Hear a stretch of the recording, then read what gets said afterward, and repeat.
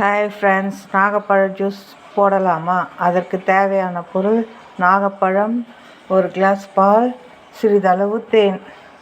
நாகப்பழத்தை பால் ஊற்றி மிக்சியில் ரன் பண்ணிக்கோங்க. பிறகு வடிகட்டியில் வடிகட்டி கொள்ளவும்.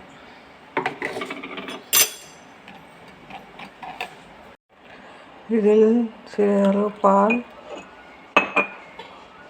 சிறிதளவு தேன்,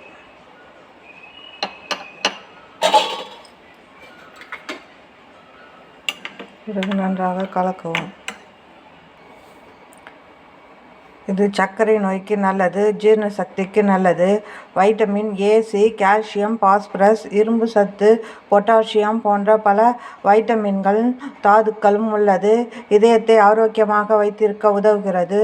தோலை ஆரோக்கியமாக வைத்திருக்க உதவுகிறது. பிடித்திருந்தால் லைக் பண்ணுங்கள், ஷேர் பண்ணுங்கள், சப்ஸ்கிரைப் பண்ணுங்கள்.